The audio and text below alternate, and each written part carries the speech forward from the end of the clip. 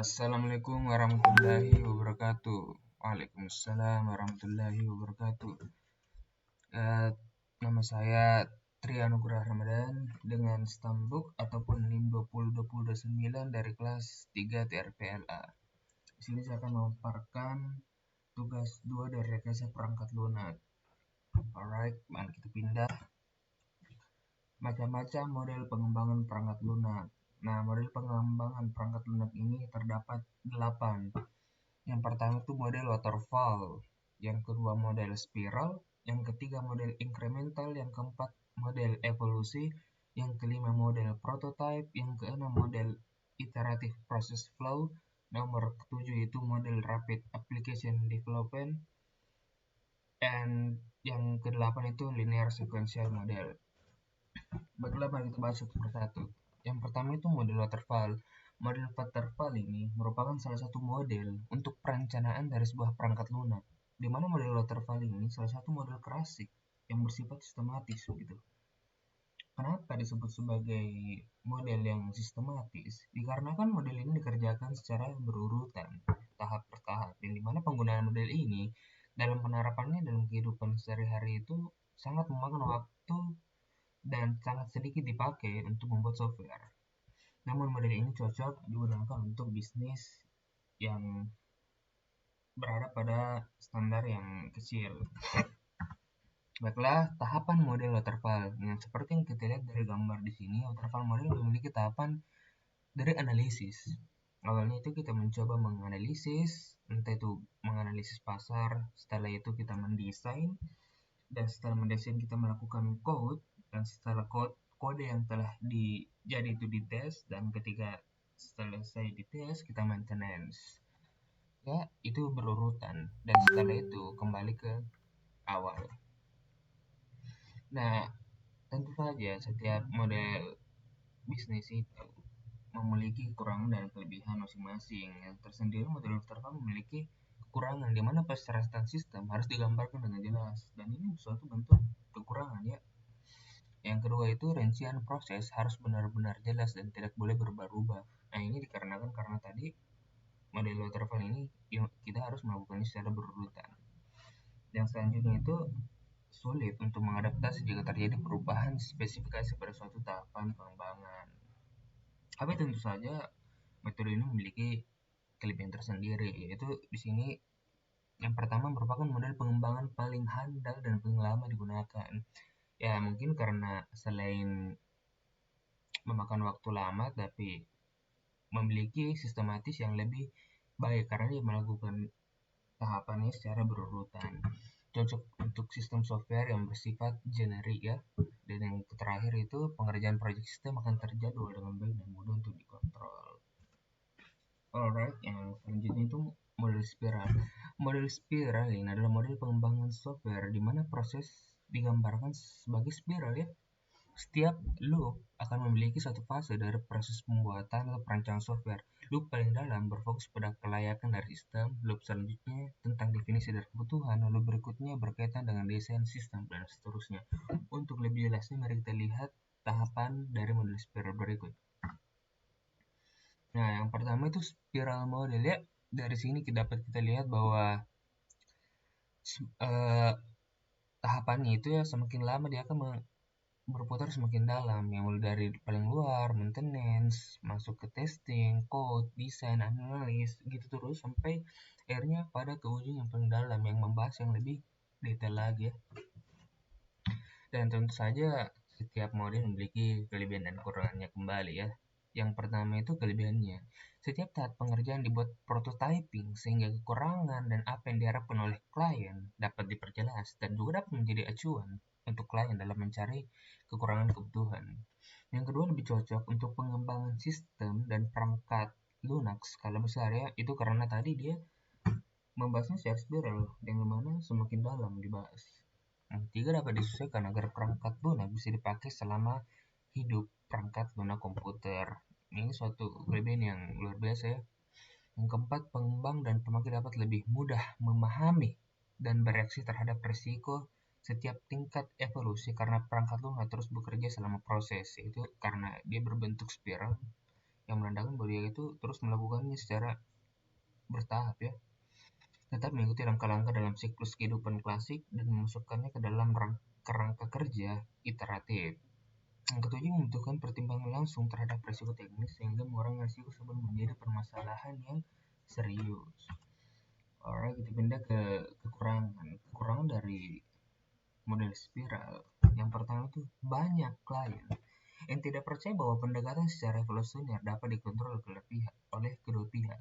Karena sebenarnya dengan metode ini atau model spiral ini itu masih dapat dilakukan oleh kedua pihak. Yang kedua itu model spiral mempunyai resiko yang harus dipertimbangkan ulang oleh konsumen dan developer. Ya tentu saja ini dikarenakan tahapannya yang semakin lama semakin dalam, yang dimana tentu saja setiap tahapan memiliki pertimbangan dengan tingkat risiko yang berbeda-beda ya. Yang selanjutnya itu memerlukan tenaga ahli untuk memperkirakan risiko dan harus mengandalkannya supaya sukses. Seperti yang saya katakan tadi, itu dia memiliki risiko yang berbeda di tiap spiralnya, tahapan spiralnya.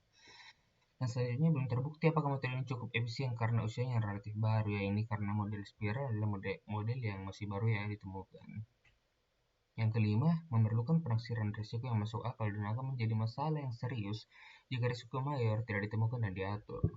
Yang keenam, butuh waktu lama untuk menerapkan paradigma ini menuju kepastian yang absolut. Ya tentu saja karena setiap tahapannya memiliki pertimbangan yang serius. Nah, tentu saja pertimbangan itu memerlukan waktu agar hasilnya lebih maksimal ya. Alright, selanjutnya model incremental. Dalam model incremental ini, proses pengerjaan perangkat lunak akan dilakukan per bagian, sehingga bagian selanjutnya akan dikerjakan setelah bagian awal selesai, dan selanjutnya sampai menghasilkan perangkat lunak yang lengkap dengan semua fungsi yang diperlukan dan pengerjaan perangkat lunak berakhir. Sebelum pengerjaan perangkat lunak akan dilakukan perancangan arsitektur software sebagai kerangka dalam pengerjaan per bagian. Bentar ya guys.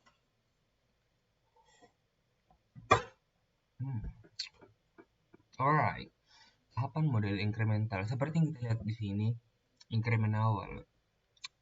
Ini mulai dari tahapan A, setelah A selesai dilanjutkan ke D, C, T, dan M.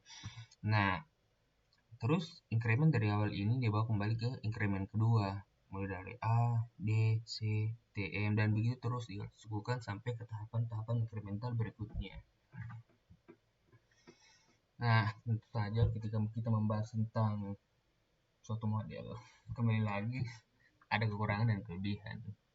Ya, yang pertama kita bahas kelebihannya dulu, yaitu risiko yang rendah pada pengembangan sistem. Nah, ini tentu saja suatu kelebihan yang sangat langka, karena dikarenakan setiap risiko yang kecil itu tentu saja suatu hal yang luar biasa yang dapat dilakukan oleh sebuah model ya. Yang kedua, mengutamakan fungsi-fungsi pada sistem perangkat lunak sehingga kemudahan pemakaian sistem yang paling diutamakan. Nah, ini menjadi sesuatu yang sangat bagus.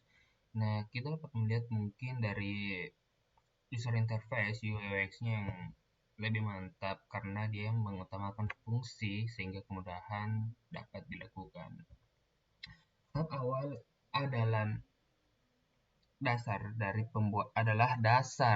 pembuatan tahap berikutnya, dikerjakan secara terurut. Nah, ini mungkin memiliki sedikit kemiripan dengan metode yang pertama, itu metode waterfall yang dimana juga dikerjakan secara berurut ya.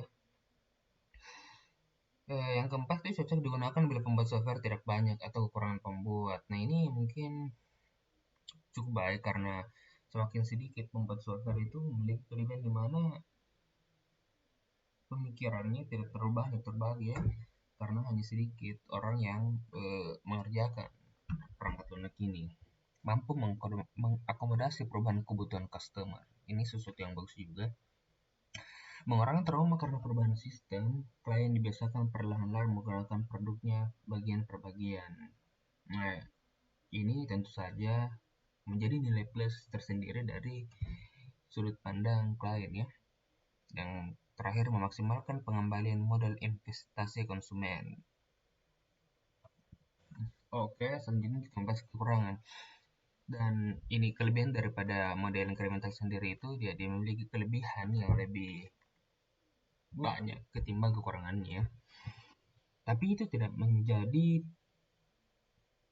tolak ukur bahwa ketika kekurangan lebih sedikit itu bahwa model itu menjadi model yang lebih baik daripada yang lainnya. Oke, kita bahas kekurangannya. Yang pertama itu hanya akan berhasil jika tidak ada staffing untuk penerapan secara menyeluruh. Nah, staffing ini ya suatu hal ya yang di dalam perangkat lunak.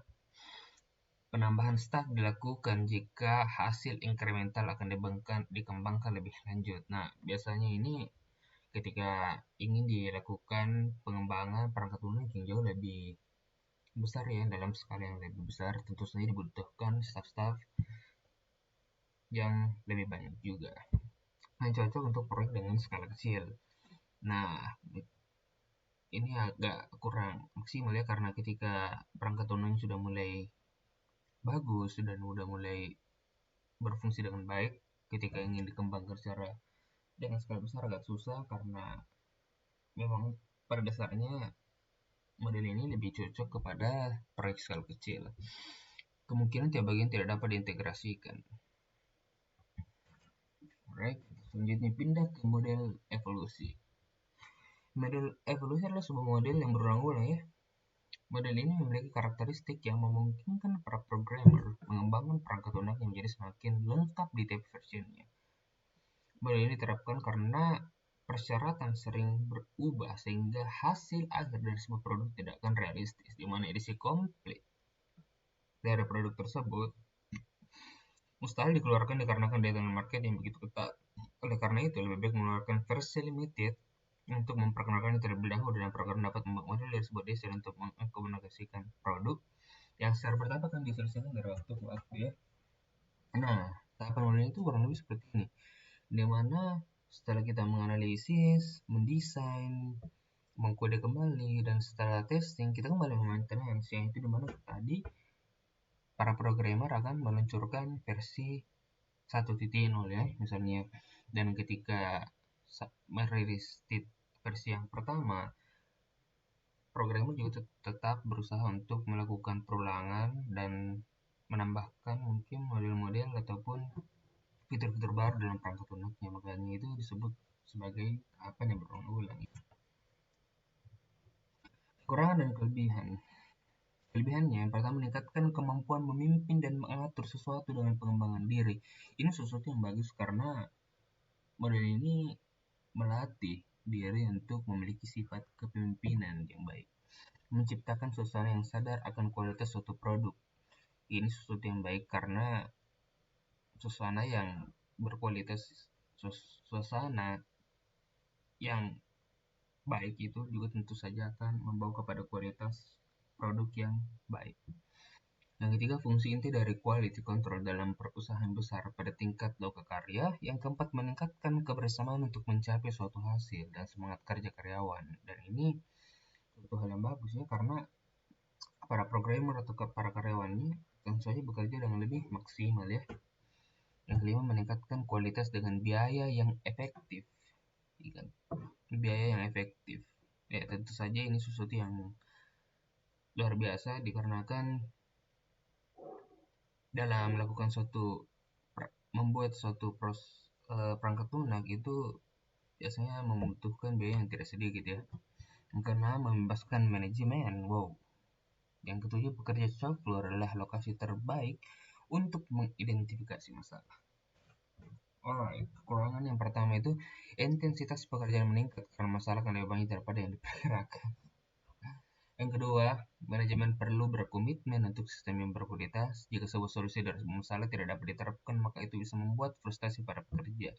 Nah, ini juga sedikit bermasalah dikarenakan manajemen yang kurang baik. Tentu saja dapat menciptakan sebuah masalah yang tentu saja dapat mempengaruhi karyawan itu sendiri ya. Dapat memiliki efek negatif pada hubungan industrial dan dapat fokus pada masalah duniawi. Sepertinya ini agak sedikit menyinggung soal nikmat dunia. Baik, yang selanjutnya model prototype. Prototipe sendiri merupakan salah satu metode pengembangan perangkat lunak yang banyak digunakan. Ya, alasannya karena model prototyping ini, pengembang dan pelanggan dapat saling berinteraksi selama proses pembuatan sistem. Prototyping dimulai dengan pengumpulan kebutuhan, mendefinisikan objek keseluruhan dari software, mengidentifikasi segala kebutuhan, kemudian dilakukan perancangan kilat yang difokuskan pada pengujian aspek yang diperlukan. Tahapan model prototype. Ini sedikit memiliki kesamaan dengan model sebelumnya yang berulang-ulang ya evolusi, tapi model prototype ini sendiri memiliki rencana yang lebih cepat, desain yang lebih cepat, serta implementasi yang lebih cepat dikarenakan modelnya itu memiliki feedback dari konsumen tersendiri ya. Selanjutnya kelebihannya yang pertama, prototype melibatkan user dalam analisa dan desain. Ya seperti yang dikatakan tadi, punya kemampuan menangkap persyaratan atau requirement secara konkret daripada secara abstrak. Yang ketiga untuk digunakan secara standalone. Yang keempat digunakan untuk membuat SDLC. Yang terakhir mempersingkat waktu pengembangan sistem informasi. Kekurangan tersendiri itu proses analisis dan perancangannya terlalu singkat. Ya dikarenakan memang gampang berubah ya. Menyampaikan alternatif pemecahan masalah biasanya kurang fleksibel dalam menghadapi perubahan. Yang keempat, prototype yang dihasilkan tidak selamanya mudah dirubah. Oke, kita pindah ke iterative process flow. Model ini adalah model atau metode gabungan atau kombinasi dari kedua desain iteratif dan incremental untuk sebuah pengembang. Model iteratif menciptakan sebuah sistem dengan siklus pembangunan yang singkat pada setiap siklus pengembang, memberikan pengguna untuk memberikan feedback terhadap proses pengembangannya. Ya, seperti ini. Yang dimana setelah menganalisis, mendesain, mengcode, dan ketika dalam code-nya itu ada yang kurang, kembali desain, atau bahkan ketika code-nya tidak sesuai dengan apa yang pengembang ingin lakukan, akan dilakukan analisis kembali. Gitu terus ya. Ya, kekurangan, kita membahas kekurangan terlebih dahulu, yang dimana model ini tidak cocok untuk pengembangan proyek dengan skala kecil. Nah, itu dikatakan tadi, dikarenakan karena proyek ini terus melakukan feedback. Bahkan sebelum pengembang itu sendiri sempurna, para pengembang tetap melakukan feedback kepada proyeknya. Membutuhkan sumber atau resource yang cukup banyak untuk digunakan, tentu saja karena menggunakan skala yang lebih besar. Yang ketiga, membutuhkan tenaga ahli lebih untuk analisis risiko yang nantinya timbul dalam proses pengembangan. Nah, kelebihannya itu risiko yang rendah pada setiap proses pengembangan sistem dikerjakan secara berurut sehingga tahap awal adalah dasar dari pengerjaan proses atau tahap selanjutnya mengutamakan fungsi pada sistem sehingga kemudian dalam penggunaan sistem yang paling diutamakan. Yang keempat, pembangunan prototipe relatif lebih mudah dilakukan dan dibangun dan tidak memerlukan waktu yang cukup lama. Yang terakhir, dengan penggunaan prototipe, kesalahan dan kelelahan saat proses pengembangan dapat segera diketahui. Alright, model Rapid Application Development (RAD) atau RAD ya, adalah sebuah model proses perkembangan perangkat lunak sekuensial linear yang menekankan siklus perkembangan yang sangat pendek, kira-kira 60-90 hari itu kurang lebih 2-3 bulan. Model RAD ini merupakan sebuah adaptasi kecepatan tinggi dari model sekuensial linear, di mana perkembangan cepat dicapai dengan menggunakan pendekatan konstruktif berbasis komponen. Alright, tahapannya ya cukup ribet karena dalam penganalisisnya itu dibagi beberapa tim, yang dimana setiap tim itu melakukan desain, kode, dan kembali melakukan testing terhadap kodenya. Dan ketika itu selesai, semua tim menggabungkannya dalam sebuah maintenance. Kekurangan model ini, model RAD menuntut pengembangan dan pelanggan memiliki komitmen di dalam aktivitas rapid fire yang diperlukan untuk melengkapi sebuah sistem di dalam kerangka waktu yang sangat diperpendek. Jika komitmen tersebut tidak ada, proyek RAT dan tentu saja akan gagal. Tidak semua aplikasi sesuai untuk RAT. Bila sistem tidak dapat dimodulkan dengan teratur, pembangunan komponen penting pada RAT akan menjadi sangat bermasalah. Dan yang ketiga, RAT tidak cocok digunakan untuk sistem yang mempunyai risiko teknik yang tinggi. Yang keempat, membutuhkan tenaga kerja yang banyak untuk menyelesaikan sebuah proyek dalam skala besar, tentu saja dikarenakan karena dalam penganalisisnya materi RAT ini membagi beberapa tim ya. Ya, meskipun tiap tim melakukan metode yang sama atau tahapan yang sama, tetapi pasti memiliki hasil yang berbeda ya. Yang kelima, jika ada perubahan di tengah-tengah pengerjaan, maka harus membuat kontrak baru antara pengembang dan pelanggan. Alright, kelebihan. Nah, ini model yang memiliki kelebihan yang paling sedikit ya, dari antara model-model yang dijelaskan sebelumnya. Yang pertama, lebih efektif dari pengembangan model waterfall dan sequential atau sequential linear dalam menghasilkan sistem yang memenuhi kebutuhan langsung dari pelanggan, tentu saja karena pembagian tim yang cukup banyak. Cocok untuk proyek yang memerlukan waktu yang singkat dengan jumlah tim yang banyak juga. Model RAT mengikuti tahap pengembangan sistem seperti pada umumnya, tetapi mempunyai kemampuan untuk menggunakan kembali komponen yang ada, sehingga pengembang tidak perlu membuatnya dari awal lagi, sehingga waktu pengembang menjadi lebih singkat dan efisien. Baiklah, kita pindah ke linear sequential model. Adalah paradigma model pengembangan perangkat lunak paling tua dan paling banyak dipakai ya. Model ini mengusulkan sebuah pendekatan perkembangan perangkat lunak yang sistematik dan sekuensial yang dimulai pada tingkat dan kemudian sistem pada seluruh tahapan analisis, desain, kode, testing, dan pemeliharaan. Alright, kurang lebih seperti ini. Ya, mirip-mirip sedikit dengan beberapa metode di atas. Alright, kita bahas kelebihannya, yang dimana yang pertama, tahapan proses pengembangannya tetap ya pasti mudah diaplikasikan dan prosesnya teratur berdasar seperti yang kita lihat tadi. Tahapannya memang teratur ya, mulai dari analisis, desain, kode, pengujian, dan akhirnya maintenance. Cocok digunakan untuk produk software yang sudah jelas kebutuhannya di awal sehingga minim kesalahannya. Yang ketiga, software yang dikembangkan dengan metode biasanya menghasilkan kualitas yang baik. Dokumen pengembangan sistem sangat terorganisir karena setiap fase harus terselesaikan dengan lengkap sebelum melangkah ke fase berikutnya. Ya, kita bahas kekurangan proyek yang sebenarnya jarang mengikuti alur sekuensial seperti diusulkan, sehingga perubahan yang terjadi dapat menyebabkan hasil yang sudah didapatkan tim pengembang harus diubah kembali sehingga sering menyebabkan masalah baru. Ya, ini kekurangan yang cukup meresahkan. Yang kedua, terjadinya pembagian proyek menjadi tahap-tahap yang tidak fleksibel karena komitmen harus dilakukan pada tahap awal proses. Yang ketiga, sulit untuk mengalami perubahan kebutuhan yang diinginkan oleh customer atau pelanggannya. Yang keempat, pelanggan harus sabar untuk menanti produk selesai karena dikerjakan tahap per tahap dan proses pengerjaannya akan berlanjut ke setiap tahapan bila tahap sebelumnya sudah benar-benar selesai.